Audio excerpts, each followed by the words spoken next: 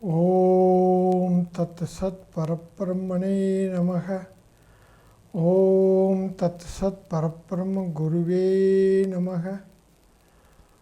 ஆனை முகன் ஆறு முக நம்பிகை பொன்னம்பலவன் ஞான குருவாணியை உள்நாடு உலகலாம் உணர்ந்து ஓதற்கு அறியவன் நிலவுலாவிய நீர்மலி வேணியன் அழகில் ஜோதியன் நம்பலத்தாடுவான் மலர் சிலம்படி வாழ்த்தி வணங்குவான்.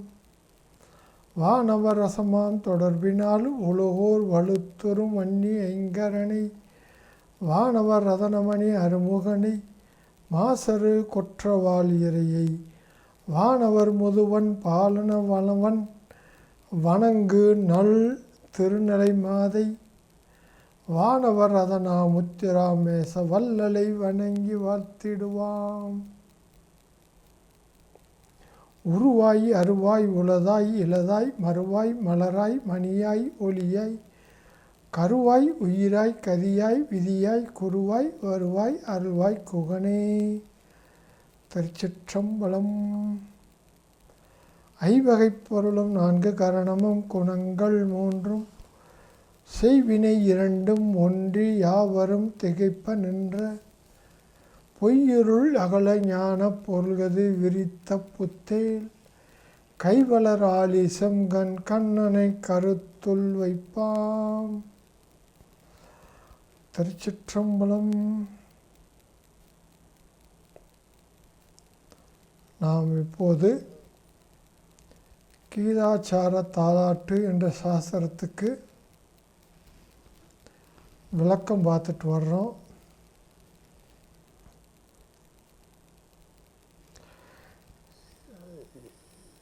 ஏகம் பிரமம் 2 நீ வேறுமல சோகம் உறும் பேதமரில் தோன்றும் இன்பம் என்றவரோ.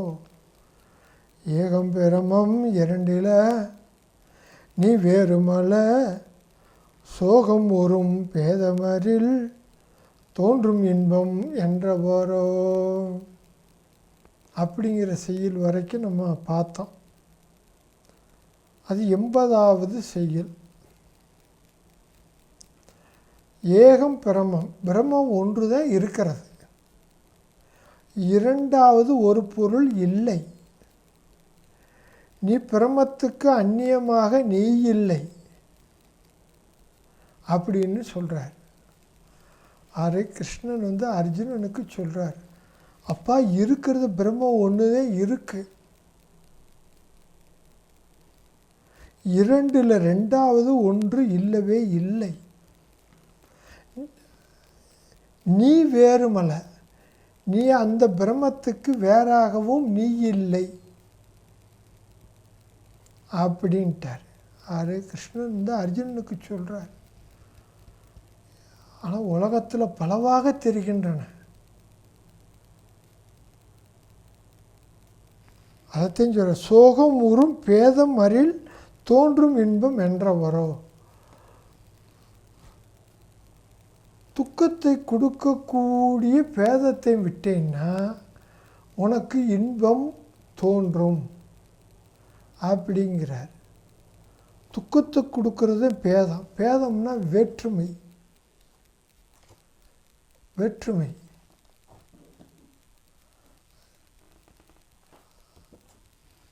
பேதம்னா வேற்றுமைன்னு அர்த்தம்.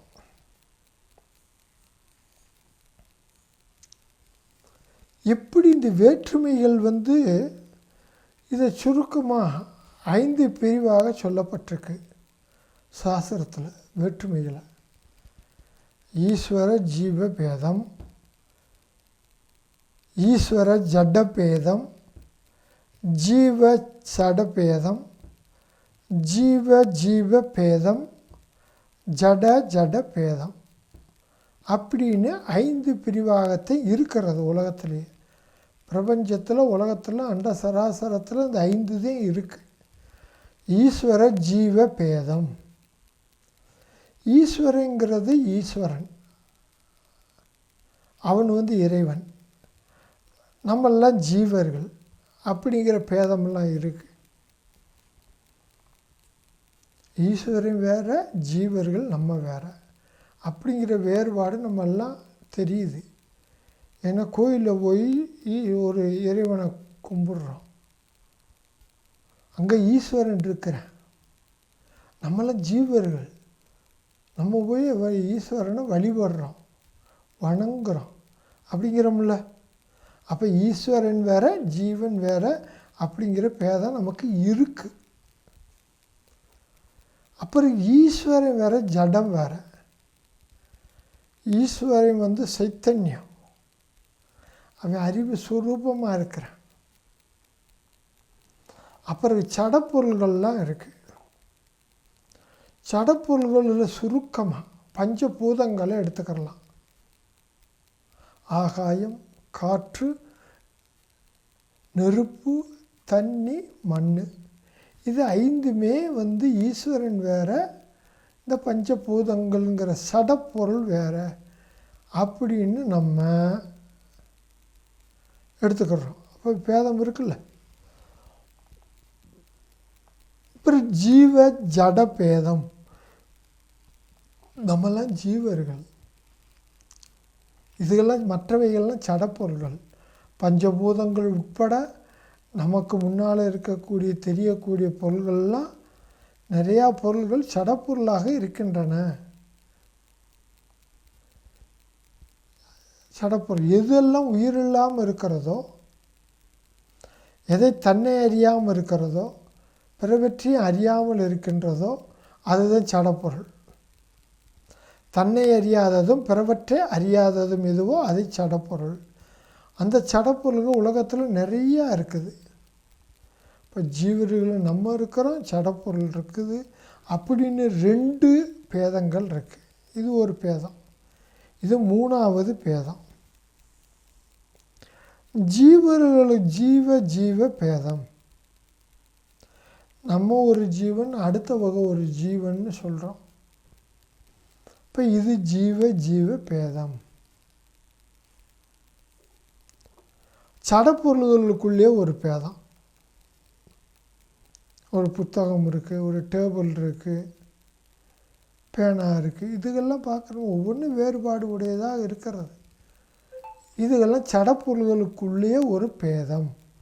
இப்படின்னு 5 பேதங்கள் இருக்குது, 5 வேற்றுமைகள் இருக்குது. இது இருக்கிறதுனால நமக்கு துக்கம் வருது.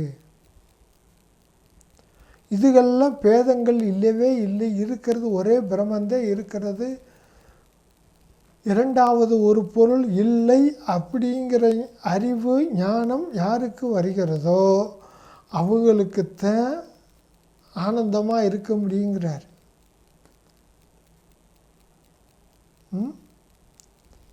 இத்தனை பேதம் இருக்குது. இதெல்லாம் பேதத்தெல்லாம் போக்கி நம்ம எப்படி ஆனந்தமாக இருக்கிறது அப்படின்னு நமக்கு சந்தேகம்.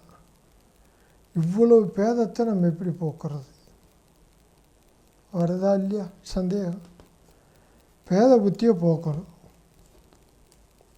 இப்படி கேட்ட உடனே சொல்கிறார் 81வது செய்யுளில், சிவபேதம் போமோ சித்தொன்றாமோ எனவே ஆவல் மனமரும் சுளுத்தி அவஸ்தையில் பார் என்றவரோ. சீவபேதம் போமோ சித்தொன்றாமோ எனவே ஆவல் மனம் அரும் சுளுத்தி அவஸ்தையில் பார் என்றவரோ.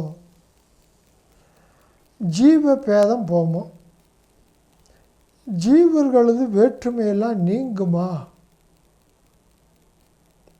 அப்படின்னு அர்ஜுனனுடைய கேள்வி. சித்து ஒன்றாமோ, அப்படி வேற்றுமை நீங்கி சுயம்பிரகாச வஸ்து ஏகமாக விளங்குமா? சுயம்பிரகாச வஸ்து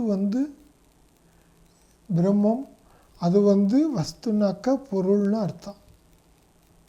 சுயம்பிரகாசமாகிய பொருளாகிய பிரம்மம் ஒன்றாக இருக்குமா என்று அர்ஜுனன் கேட்குறேன்.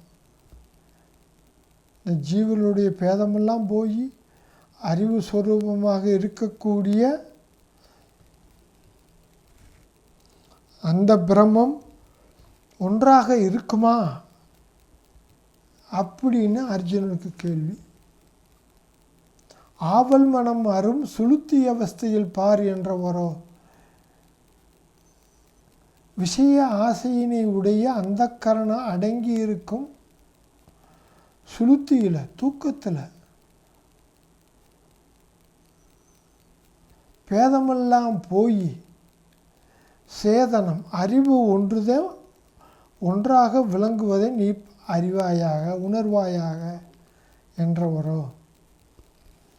அதாவது விஷயங்களில் ஆசை உடையது அந்த கரணம். உலகப் பொருள்களில் ஆசை வச்சுக்கிட்டு இருக்கு. இந்த ஆசையை அந்த கரணம் அடங்கி தூக்கத்தில் அடங்கிடுது. அப்படி அடங்கின உடனே அப்போ பேதமெல்லாம் தெரியலை. இப்போ ஒரே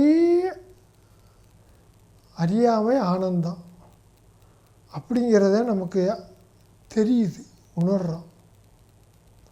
ஒன்றும் அறியாமல் சுகமாக தூங்கினேன்னு சொல்கிறோம். எங்கள் தூக்கத்தில். அதாவது இந்த பாட்டில் என்ன அர்த்தம்னு கேட்டால், ஜீவத்தன்மையெல்லாம் போய் சித்துத்தன்மையாக இருந்து சித்துத்தன்மையில் நம்ம ஒன்றாக இருக்க முடியுமா, சாத்தியமா அப்படின்னு அர்ஜுனுடைய சந்தேகம். இந்த பேத புத்தியெல்லாம் போய் சித்து சுரூபமாக நம்ம இருந்து பேதமெல்லாம் நீங்கி நம்ம இருக்க முடியுமா அப்படின்னு அர்ஜுனனுக்கு சந்தேகம். அப்படி சொன்ன உடனே இந்த பேத புத்தியெல்லாம் போய் நீ சித்து சொரூபம் மாத்திரம் தினந்தோறும் தூக்கத்தில் நீ அனுபவத்தில் இருக்கின்றாய், நீ அறிந்து கொள்வாயாக அப்படிங்கிறார். அதாவது அந்த கரணம் விழிப்புலையும் கனவுலையும் இருக்கும், செயல்படும். தூக்கத்தில் அந்த கரணம் இருக்காது. விழிப்பு, கனவு, தூக்கம். விழிப்புலையும் கனவுலையும் அந்த கரணம் செயல்புரியும், அறியும். தூக்கத்தில் அந்த கரணமானது மனது புத்தியில் ஒடுங்கி, புத்தி ஜீவனில் போய் ஒடுங்கி, ஜீவன் ஆத்மாவுக்குள்ளே போய் ஒடுங்குது. இப்படி ஒன்றோடு ஒன்று ஒடுங்கி அங்கே அந்த கரணம் ஜீவனில் ஒடுங்கி, ஜீவன் ஆத்மாவில் போய் ஒடுங்குறான். அப்பொழுது ஆத்மாவினுடைய ஆனந்தத்தை அவன் அனுபவிக்கின்றான். தினந்தோறும் அனுபவிக்கிறான். அங்கே பேதமே கிடையாது. அங்கே பேதமே கிடையாது. அதனாலது எல்லோருடைய ஆனந்தமும் ஒரே ஆனந்தமாக இருக்கும் தூக்கத்தில். அதில் சந்தேகம்லாம் கிடையாது. விழிப்புலையும் கனவுலையும் ஒவ்வொருத்தவர்களுடைய சுகதுக்கங்கள் வேறுபாடு உடையனாக இருக்கின்றன. ஆனால் தூக்கத்தில் இருக்கக்கூடிய ஆனந்தம் ஒரே ஆனந்தம்தான். அது ஜீவர்கள் அனைவருக்குமே அப்படித்தான் இருக்கும். மிருகங்களுக்கு அந்த தூக்கம் அப்படித்தான் இருக்கும். ஏன்னு கேட்டால் ஆத்மா ஒன்று தான். அந்த ஆத்மாவுடைய ஆனந்தத்தை நம்ம பேதமில்லாமல் அனுபவிக்கிறதுனால அது ஒரே ஆனந்தந்தான் தூக்கத்தில் அப்படிங்கிறத நம்ம தெரிஞ்சுக்கிறோம். விழிப்புலையும் கனவுலையும் பேதம் இருக்கும், தூக்கத்தில் பேதம் இருக்காது, ஆனந்தத்தை அனுபவிக்கின்றோம். அதைத்தான் சொல்கிறாரு. ஆவல் மனம் அரும் சுளுத்தி அவஸ்தையில் பார் என்றவரோ அப்படின்ட்டார். அப்படி சொன்ன உடனே அடுத்து பேதமல இவ்வுலகம் பிரமமயம் என்றறிந்தும் பூதமயமாய் தோற்றல் போகாதது ஏதெனவே. அதாவது பேதமல இவ்வுலகம் பிரமமயம் என்றறிந்தும் பூதமயமாய் தோற்றல் போகாதது ஏதெனவே.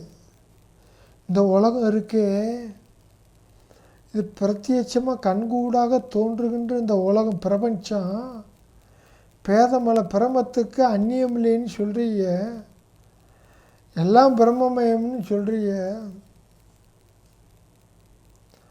என்று நம்ம உணர்ந்தாலும் கூட இருக்கிறது பிரம்மந்தான், பிரபஞ்சமெல்லாம் இல்லைன்னு சொல்கிறீங்க. அதை நான் தெரிஞ்சுக்கிட்டேன். அப்படி இருந்தாலும்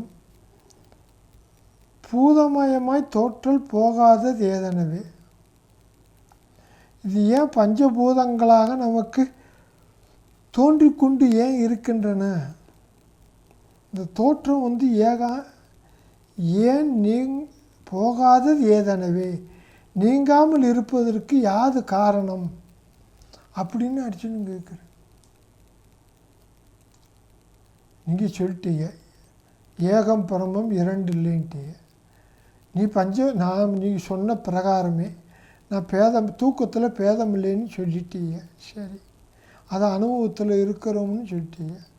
சரி, இந்த பேதம்லாம் இல்லை, இந்த உலகம் பிரம்மமயந்தேன், இருக்கிறது சிவம்தேன், பிரம்மந்தே இருக்குது, ஆத்மாதே இருக்குது அப்படின்னு அறிஞ்சாலும் இது பஞ்சபூதமாக நமக்கு தோன்றி கொண்டு இருக்கிறதே, அந்த தோற்றம் போகாமல் இருப்பதற்கு என்ன காரணம் அப்படின்னு அர்ஜுனனுடைய கேள்வி. எல்லாம் பிரம்மமாக பஞ்சபூதமாக பார்த்தோம். சாஸ்திரம் குரு வாக்கியத்தினால பிரம்மமாக பார்க்குறோம். பார்த்த பிறகும் கூட திரும்பவும் பஞ்சபூதமாக தெரியுது. இதுக்கு என்ன காரணம் அப்படின்னு அர்ஜுனனுடைய கேள்வி. அதுக்கு நம்ம ஒரு உதாரணம் பார்க்கலாம். ஒரு மரத்தினால் ஒரு யானை உருவம் செய்யப்பட்டிருக்கு. மரத்தினால் யானை உருவம் செய்யப்பட்டிருக்கு. அதை வச்சிருந்து தூரத்துலேருந்து பார்க்கும்போது அது மரம் தெரியாது, யானை இருக்கிற மாதிரியே தெரியுது. அப்படித்தானே? மரத்தினால் செய்யப்பட்ட ஒரு யானையானது தூரத்திலிருந்து பார்க்கும்போது யானை இருப்பது போல் தெரிகிறது. பக்கத்தில் போய் பார்க்கும்போது யானை தெரியல, மறந்தேன் தெரியுது. யானை தெரியல, மறந்தேன் தெரியுது. அப்போ அந்த யானை எங்கே போயிடுச்சு? அந்த மரத்துக்குள்ளே போயிடுச்சு. யானை எங்கே போயிடுச்சு? மரத்துக்குள்ளே போயிடுச்சு. அப்படித்தானே? யானை தெரிஞ்சிச்சு, அப்புறம் மரம் தெரியுது. அப்போ யானை உண்மையா மரம் உண்மையா? பக்கத்தில் போய் பார்க்கும்போது யானை இல்லை, மறந்தே இருக்குது. பக்கத்தில் பார்க்கும்போது யானை இல்லை, மறந்தே இருக்குது. அப்போ அந்த யானை எங்கே போச்சு? மரத்துக்குள்ளே போயிடுச்சு. அதே போல் பொய்த்தோற்றமான யானை மெய்யான மரத்தை பார்க்கும்போது யானை தோன்றவில்லை. அதே கருத்து. பொய்யான அந்த யானையானது மெய்யான மரத்தை பார்க்கும்போது பொய்யான யானை தோன்றாது. அவ்வளவுதான் கருத்து. உண்மையான மரத்தை பார்க்கும்போது பொய்யான யானை தோன்றாது அப்படிங்கிறது உண்மை. அதை போல் நமக்கு பஞ்சபூதமாக தோன்றி கொண்டு இருக்குது. இது பிரம்மந்தம் பஞ்சபூதம் ஜெக ஜீவ பரமாக தோன்றி கொண்டு இருக்கிறது. அதுதான் தோன்றுது, பிரம்மந்தன் தோன்றுது. ஜகத்தாகவும் ஜீவர்களாகவும் ஈஸ்வரர்களாகவும் தோன்றுவது எது? பிரம்மந்தன் தோன்றுது. நம்ம விசாரணை பண்ணி ஆத்ம ஞானத்தை அடைந்து குரு சாஸ்திரம் மூலமாக விசாரணை பண்ணி பார்க்கும்போது இருக்கிறது ஜெகஜீவ வர அனைத்துமே பொய், பிரம்ம ஒன்று தான் உண்மை அப்படிங்கிறத நம்ம தெரிஞ்சுக்கிறோம். பிரம்ம ஒன்று தான் நான் தெரிஞ்ச உடனே, அதுதான் ஒன்றுன்னு இருக்குன்னு தெரிஞ்ச உடனே இதுகெல்லாம் ஜெகஜீவ பரம் அனைத்தும் ஒரு பொய்யான தோற்றங்கள், மாய தோற்றம் அப்படின்னு நமக்கு புரியும். அப்போ இந்த ஜெகஜீவபரம் எங்கே போச்சு? பிரம்மத்துக்குள்ளே போச்சு. எப்படி யானை மரத்துக்குள்ளே போச்சோ அதே போல் ஜெகஜீவபரம் பிரம்மத்துக்குள்ளே போச்சு அப்படிங்கிறது கருத்து. அதுக்குத்தான் இதில் சொல்கிறார் மரத்தை மறைத்தது மாமத யானை, மரத்துள் மறைந்தது மாமத யானை, பரத்தை மறைத்தது பார் முதல் பூதம், பரத்துள் மறைந்தது பார் முதல் பூதமே அப்படின்னு சொல்லி திருமூலர் சொல்கிறதை போல அதனுடைய கருத்து தான் இது. பிரம்மமயமாக பார்த்தீங்கன்னா பூதமயமாக தோன்றாது அப்படிங்கிறது கருத்து. அப்படி சொன்ன உடனே காணலை நீரென்று ஓடி கண்டவருக்கு தீர்ந்த பின்னும் வான் உலகி நீராகி வயங்குதல் போல் என்றவரோ. காணலை நீரென்று ஓடி கண்டவருக்கு தீர்ந்த பின்னும் வானுலகி நீராகி வயங்குதல் போல் என்றவரோ. அதாவது காணல் நீர் இருக்குது, அதாவது பாலைவனத்தில் நல்ல வெயிலில் அங்கே தண்ணி இருக்கிற மாதிரி தெரியும். இப்போ வெயிலில் நம்ம ரோட்டில் போகும்போதே பார்த்தோம்னா அது முன்னால் தண்ணி இருக்கிற மாதிரி தெரியும் கோடை காலத்தில். அதே காணல் நீருங்கிறது தண்ணி இருக்கிற மாதிரி தெரியும், ஆனால் தண்ணி இல்லை. இதுக்குத்தான் காணல் நீர்னு பேர்.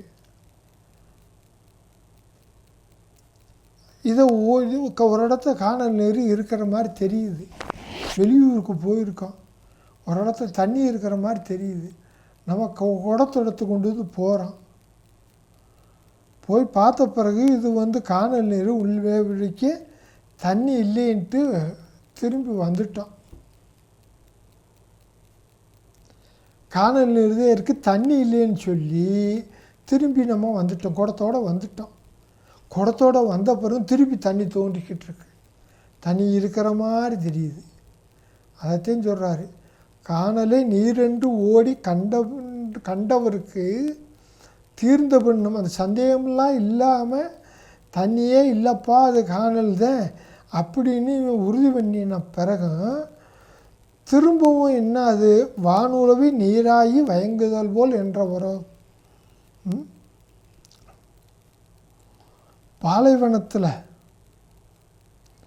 வெளியில் செல்லுகின்ற ஆற்றின் கண் உள்ள ஜலம் போல அது தோன்றுவதைப் போல என்றவரோ அப்படிங்கிறார். வானுலகி வெளியில் செல்லுகின்ற நீராகி ஆற்றுச்சலம் போல வயங்குதல் போல் தோன்றுதல் ஒப்ப என்று கூறியறில பகவானோ. அதாவது காணலை நீரில்லைன்னு சொல்லி பார்த்த பிறகும் திரும்பவும் என்னமோ ஆற்றுல தண்ணி ஓர மாதிரி திரும்பவும் தோன்றி கொண்டு இருக்கத்தையும் செய்யும் அப்படிங்கிறார். அப்படிங்கன்னு சொல்லிட்டார். அதனால் பிரம்மம்னு தெரிஞ்ச பிறகு பஞ்சபூதமாகத்தான் நமக்கு தோன்றும். பஞ்சபூதமாக நமக்கு தோன்றினாலும் பிரம்மங்கிறத நம்ம மறந்துடக்கூடாது. நம்ம விசாரணை பண்ணி பார்த்துட்டு பஞ்சபூதங்கள்லாம் இல்லை, பிரம்மந்தே இருக்குது, ஜெகஜீவபரம் அனைத்துமே பொய், இதெல்லாம் பொய்யான தோற்றம், இருக்கிறத பிரம்மந்தேன்னு விசாரணை பண்ணி நம்ம தெரிஞ்சு இருக்கும்போது திரும்பவும் ஜெகஜீவபரம் நமக்கு தோன்றினாலும் ஞானியானவர்கள் இதை ஜெகஜீவபரம் இல்லை, வெறும் மாயா தோற்றந்தே, இருக்கிறத பிரம்மந்தே இருக்குது அப்படின்னு சொல்லி அவங்க திடமாக இருப்பாங்க. அதைத்தான் சொல்கிறார்.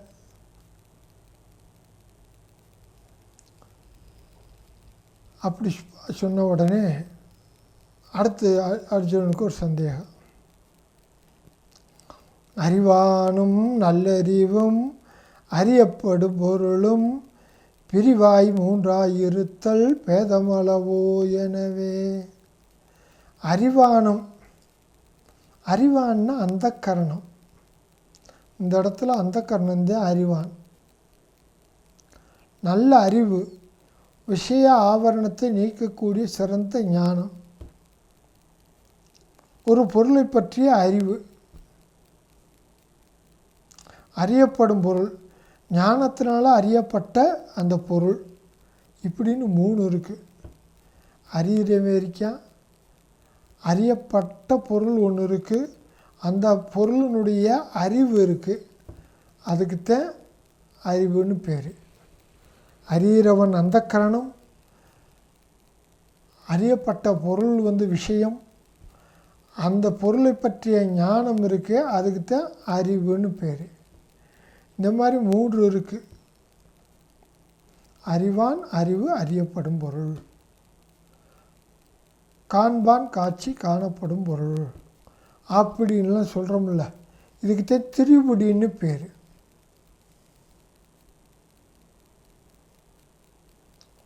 இப்போ திருப்புடி இப்படி இருக்குதே, இது வேற்றுமை அல்லையா அப்படின்னு அர்ஜுனனுக்கு கேள்வி. பேதம் இல்லாமல் இருக்கணும்னா ஒன்று தான் இருக்கணும். இங்கே 3 இருக்குது. அறிகிற ஒருத்தரிக்கா அறியப்பட்ட பொருள் ஒன்று, அறியப்படும் பொருள் இருக்குது, அறிவு இருக்குது, 3 இருக்குது. இது பேதம் இல்லவா? அறிவானும் நல்லறிவும் அறியப்படும் பொருளும் பிரிவாய் 3 விதமாய் இருத்தல் பேதமளவோ. எனவே இப்போ நமக்கும் சந்தேகம் வந்துடுச்சு. ஆமாம், இருக்கிற 3 பொருள் இருக்குது, எல்லாத்தையும் அறியிற போது 3 இருக்கா இல்லையா அப்படின்னு சந்தேகம். இந்த பேதம்லாம் போகக்கூடாது, இப்போ இருந்துச்சுன்னா அவனை துக்கம்ட்டார். பேதம் போகிறதுக்கு என்ன வழி? 5 வகையான பேதத்தை பார்த்தோம். இப்போ பிரபஞ்சம் தெரியுது, பிரம்மன் தெரியலைங்கிறாரு. அப்புறம் திருவடிகளாக தெரியுது அப்படின்னு சொல்கிறேன். திருவடினா 3ஆக தெரிகின்றன அப்படின்னு சொன்ன உடனே அடுத்து சொல்கிறார், சொப்பனத்தில் தரித்தொருவன் தோற்றம் வேறில்லை அங்கே கற்பனையாம் பொருளறிவு காண்பவன் போல் என்றவரோ. சொப்பனத்தில் தனித்து ஒருவன் தோற்றம் வேறில்லை அங்கே கற்பனையாம் பொருள் அறிவு காண்பவன் போல் என்றவரோ. தனித்து ஒருவன், தனியாக நித்திரை செய்கின்ற ஒரு புருஷன். அது ஒருத்தன் படுத்து தூங்குறான். அப்போ இடையில சொப்பனம் வருது. சொப்பனத்தில் வேறு, சொப்பன அவஸ்தையில் அந்த புருஷனுக்கு அந்நியமாக தோற்றம் இல்லை, தோற்றுகின்ற திரிபுடிகள் உண்மையாக இல்லை. ஒருத்தன் தூங்கும்போது கனவு காண்கிற, அந்த கனவு அந்த புருஷனுக்கு அந்நியமாக இல்லை, அந்த மனிதனுக்கு வேறாக இல்லை, அவன்தான் கனவு கண்டுக்கிட்டு இருக்கான். அவனுக்கு வேறாக இல்லை, திரிபுடிகள்லாம் இல்லவே இல்லை. ஆனால் திரிபுடிகள் அவனுக்குள்ளதே இருக்குது. அங்கு பொருள் அறிவு காண்பவன் போல் என்றவரோ. அங்கனம் ஆயினும் அவ்விடத்து நேயம் ஞானம் ஞாதா என்ன திருபுடி பொய்யாக தோற்றும் கற்பனையாம்ட்டார். கனவுல 3மே இருக்குது. காண்கிறவன் ஒருத்தன், காணப்படக்கூடிய பொருள், காட்சி, இந்த 3 இருக்குது. கனவுலேயே இருக்குது. இந்த கனவுல இருக்க 3மே அந்த புருஷனுக்கு அந்நியமாக இல்லை. ஆனால் அது கற்பனை தான். அதுபோல் சாட்சிக்கு அந்நியமாக தோன்றும் ஞாதா ஞான நேயம் பேத திருவடி தோற்றம் கற்பனையாம். இந்த பிரம்மத்தினிடத்தில்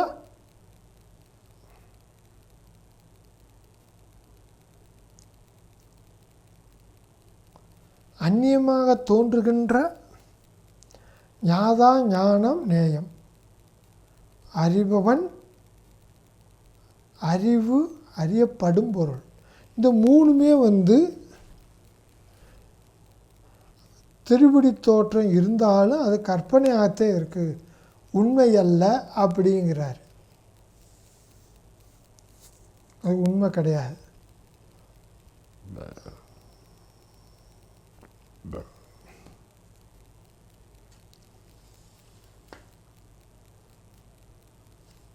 அதாவது 2 பேர் தூங்குறான்னு வச்சுக்கிடுவோம். பக்கத்தில் 2 பேர் தூங்குறாங்க. ஒருத்தனுக்கு கனவு வந்துருச்சு. கனவுல ஒருத்தன் விரட்டி அடிக்கிறேன். காட்சி காங்குறேன், என்னை விட்டுருங்கிறேன், அடிக்காதீங்க. பக்கத்தில் இருக்கவன் தூங்காமல் முழிச்சுக்கிட்டு இருக்கவன், இது என்னடா விசித்திரமாக இருக்குது, நல்லாத்தானே தூங்கிக்கிட்டு இருந்தால் ஏன்பட்டு விட்டு அடிக்காதீங்கிறேன்.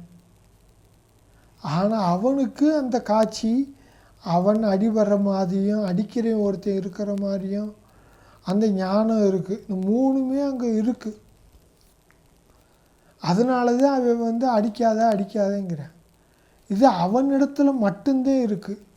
கனவு காங்கவனோட அந்த பொருளனிடத்தில் மட்டும்தான் இந்த திரிபுடி இருக்கே தவிர பக்கத்தில் இருக்கவன்ட்டு அது திரிபுடி கிடையாது. அந்த திரிபுடிங்கிறதுக்கு 3 கற்பனையாகத்தே இருக்குது. உண்மையாக இருந்தால் 2 பேர்த்துக்கும் ஒரே மாதிரி இருக்கணுமா இல்லையா? அவன் கனவு வாங்குறவனுக்கு தான் அது இருக்குது, இவனிடத்தில் அது இல்லை.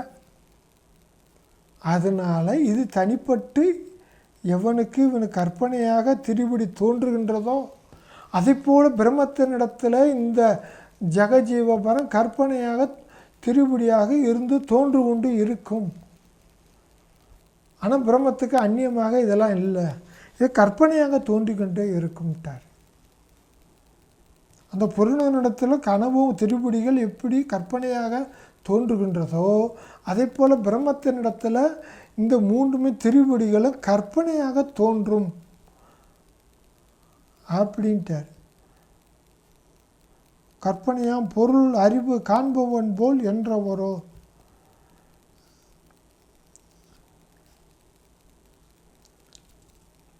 கற்பனையாக தோன்று, அவ்வளோதான். சரி, சொன்ன உடனே கற்பனையாம் பேதங்கள் காணாமல் போவகையை விற்பனமா நான் அறிய விளம்பும் எனவே வணங்க. பொய்யாகிய அந்த பேதங்கள் ஞாதா ஞான நேயம், அறிபவன் அறிவு அறியப்படும் பொருள், இந்த வேறுபாடுகள் காணாமல் போகும் வகையை தோன்றாமல் இருக்கிறதுக்கு என்ன வழி? அந்த வழிவாக்கியாக எனக்கு சொல்லணும், இந்த தன்மையினை எனக்கு சொல்லணும். விற்பனமாக நான் அறிய அடியன் தெளிவாக உணர்ந்து கொள்ளும் பொருட்டு விளம்புமென கூறி அருளும் என்று அர்ஜுனன் வணங்க விண்ணப்பித்து நமஸ்காரம் செய்கின்றான். இந்த பேதங்கள் இருக்குன்னு சொல்லிட்டீங்க, இது கற்பனைட்டீங்க. இந்த கற்பனையை வந்து போக்குறதுக்கு என்ன வழி? அதை எனக்கு தெளிவாக உணர்ந்து நான் அதன்படி நிற்கிறதுக்கு எனக்கு ஒரு உபாயத்தை சொல்லணும் அப்படின்னு அர்ஜுனன் கேட்குறேன். கற்பனை போதும் போகணும் இல்லை, அர்ஜுனன் நமக்கு போதெல்லாம் கேட்குன்றான். நமக்கு அந்த பேதங்கள்லாம் போகணும் இல்லை. பேதம் இருக்கிறது வரைக்கும் துக்கந்தேன், அது நல்லா தெரிஞ்சுக்கிறோம். அகந்தே அபிமானம் ஆசை கோபம் இது 4 இருக்கிறதுக்கும் துக்கந்தேன். இது தனக்குள்ளது உடல் யான் உலகு மெய் எனும் அவர் உடையோர்கள், இதுவும் இருக்கிறது வரைக்கும் துக்கந்தேன். இது தனக்குள்ளது உடல் யான் உலகு மெய் அப்படிங்கிறது வரைக்கும் துக்கந்தேன். அகந்தே அபிமானம் ஆசை கோபம் இருக்கிறது வரைக்கும் துக்கந்தேன். இந்த பேத புத்தி இருக்கிறது வரைக்கும் துக்கந்தேன். இதுக்கெல்லாம் போனாத்தான் ஆனந்தமாக இருக்க முடியும். அது எப்படின்னு கேட்டால் தூக்கத்தில் இந்த இதெல்லாம் சமாச்சாரம்லாம் இல்லை, இந்த பேதங்கள்லாம் இல்லை, ஆனந்தமாக இருந்தோம். இதை போல் இந்த முழிச்சுக்கிட்டு இருக்கும்போதே இந்த எல்லாம் இப்போ பேதத்தெல்லாம் விட்டுட்டோம்னா நம்ம ஆனந்தமாக இருக்கலாம். நம்மளுடைய சுரூபமே ஆனந்தந்தேன் அப்படிங்கிறது உண்மை. அதை எப்படி போக்குறதுக்கு உபாயத்தை அர்ஜுனன் கேட்கின்றான். அதுக்கு சொல்கிறார், துரியமாம் யோகத்தால் தூய மனம் லயமானால் அரிய மூவகை விகற்பம் அழியும் என்று சொன்னவரோ. துரியமாம் யோகத்தால் தூய மனம் லயமானால் அரிய மூவகை விகற்பம் அழியும் என்று சொன்னவரோ. துரியமாகிய யோகத்தால், அதான் 4ஆம் பூமி, அது 4ஆம் பூமி துரியம். அதாவது சாக்கரம், சொப்பனம், சுளுத்தி, துரியம், துரிய அதீதம்னு 5 நிலைகள் இருக்கின்றன. சாக்கரம், சொப்பனம், சுளுத்தி, துரியம், துரிய அதீதம். ஞான பூமிகள் 7ன்னு ஒன்று இருக்குது. முதல் 3 பூமி சாக்கரம்,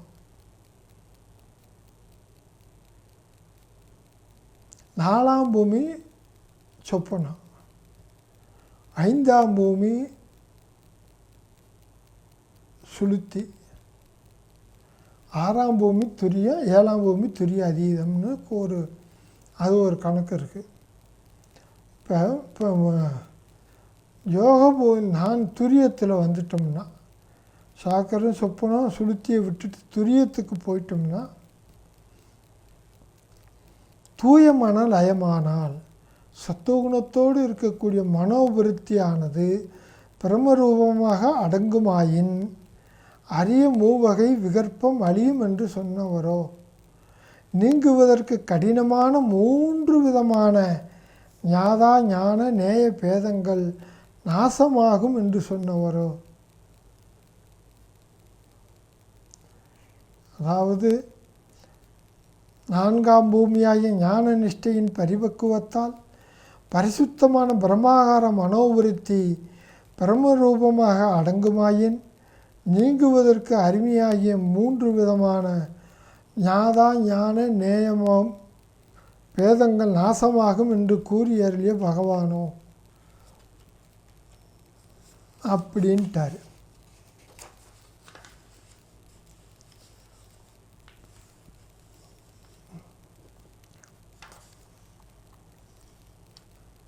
இந்த பேத புத்தி போகணும்னா துரிய நிலைக்கு போகணும், அதாவது சமாதி நிலையை அடையணும். அப்படி இருந்தால்தான் பேத புத்தி போகட்டார். பேத புத்தி போகணும்னா சமாதி நிலை அடையணும் அப்படிங்கிற விஷயத்தை சொல்லியிருக்கிறார்.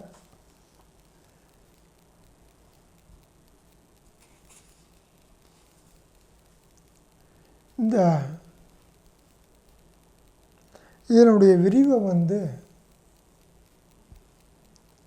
சாக்கரம், சொப்பனம், சுளுத்தி, துரியம், துரிய அதீதம், சுபேட்சை, விசாரணை, தனமானசி, சத்துவாபத்தி, அசம்சக்தி, பதார்த்த பாவனை, துரியம் அப்படின்னு ஞான பூமிகள் 7 அப்படின்னு இருக்குது. இதன் நிலைகள் 5 நிலைகள் இருக்கின்றன. நம்ம எப்போது இருக்கிறது சாக்கரம், சொப்பனம், சுளுத்தியில்தான் இருக்கிறோம். துரியத்துக்கு போகணுங்கிறாரு. துரியத்துக்கு போனோம்னா பேத புத்தி போயிடும் அப்படிங்கிறாரு. துரியம்னா சமாதின்னு பேர். அது எப்படிங்கிறத விசாரணை அதை அடுத்த வகுப்பில் கொஞ்சம் நம்ம விளக்கமாக பார்க்கலாம்.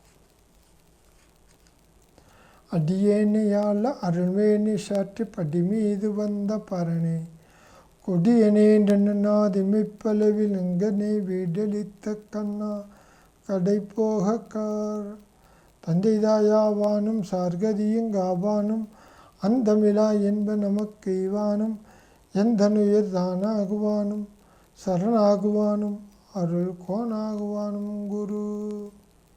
திருச்சிற்றம்பலம்.